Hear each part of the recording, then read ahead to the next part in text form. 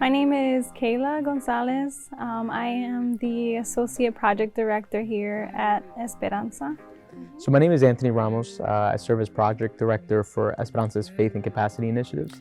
Well, I'm Reverend Ruben Ortiz. I serve as Director of Faith and Capacity Initiatives here at Esperanza. So working in youth ministry for over 8 years has inspired me in many ways. One of those being with leaning towards studying counseling and just overall well-being of young people, of their families. Not every young person has the privilege of growing up in a home that feels secure. And so for me, feeling like I can be just a small part or a big part of their life in encouraging them. Young people can do so much with what they have in the moment. So just being able to empower them and say, hey, you can do this is really, really important to me. Yeah, so I would say that it was a godsend opportunity for me. I studied at Esperanza College, then went on to Eastern University for my Bachelor's of Social Work, and at the time I was looking for full-time employment, and a case manager opportunity showed up at the Career Link here at Esperanza. I was able to connect with Reverend Ruben Ortiz. We had some mutual connections with a partner organization called Timoteo Sports, where we served together in support for a team, and I served as a chaplain, and we reconnected while we were here at Esperanza, and there was an opportunity to serve alongside him in the department, and I just felt that my faith experience, my ministry passions just meshed together with what the department was offering, of being able to support congregations and then also be able to support people at the practical grassroots level. And so it was just a perfect combination of how it came to be. And so over 20 years ago, we started by doing national initiatives. The funding came from federal agencies such as the Department of Justice, Department of Labor, Department of Education, Health and Human Services. And so over the years, we were blessed to be able to serve the Hispanic community throughout the country in many different ways, whether it's through employment opportunities, whether it's reentry programs, whether it's HIV, AIDS, and helping the church navigate through that. And then more recently, over the last several years, we've decided to refocus the attention so that we're more targeted. For example, we did a significant number of projects that were national in scope throughout the country, and in some cases up to 20 different states. Over the years, we've been able to refocus that so that we're more focused in Philadelphia and in throughout the region in Pennsylvania.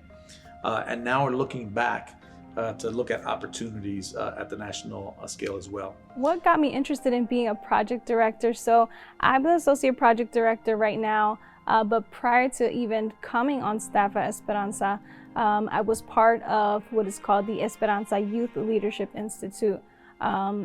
Being that I've been a youth leader for going on 10 years, I have been able to experience youth ministry, but I also learned about Esperanza and some of the work that was being done for the faith community.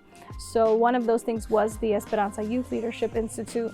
My husband and I working in youth ministry, and so we learned about an opportunity to be able to develop ourselves as leaders even more than we already were. So I came in as a participant for this program at Esperanza.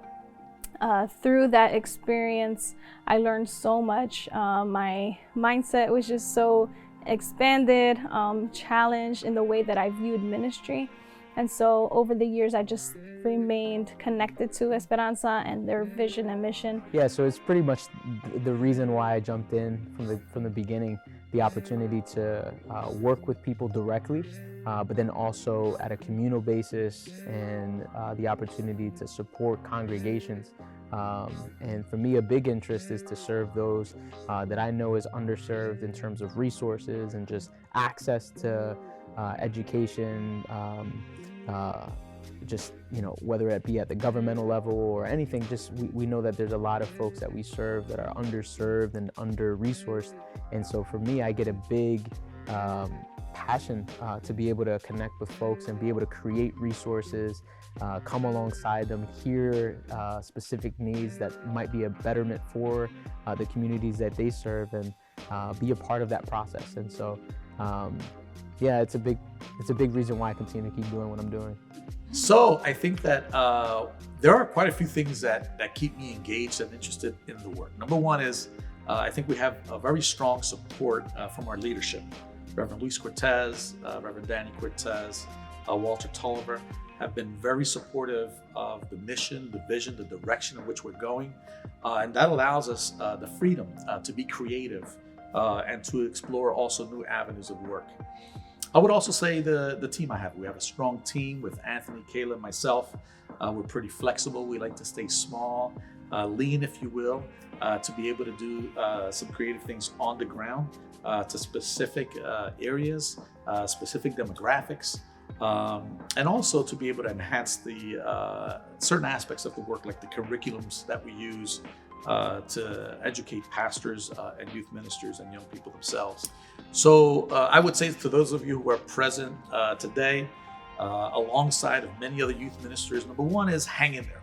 I want to thank you for committing yourselves to dedicating your life to serve others. I know it's not easy. I know sometimes you get those calls at 2, 3 o'clock in the morning, and you get up, you respond to that text, you respond to that call. Sometimes you have to hop on some jeans and go meet a young person who's in crisis. So I want to thank you for doing that. But I also would like to encourage you, because you're not alone in this walk. Look around you. There's about 100 other plus youth ministers who also are committed to serving others. And so lean on each other. Don't be afraid to reach each other, to share each other's contact information, to encourage each other. Consider doing this for the long haul. That this isn't just a short project for 2 years or 3 years or 4 years or 5 years. Where do you see yourself in 10 years, 15 years, 20 years as it relates to serving young people? Why? Because young people have enough people who are in their lives just temporarily. As a school teacher, as a coach, as a neighbor, there's a lot of transition in the urban community. So consider making a long-term commitment to the work that you do, and you will not regret it.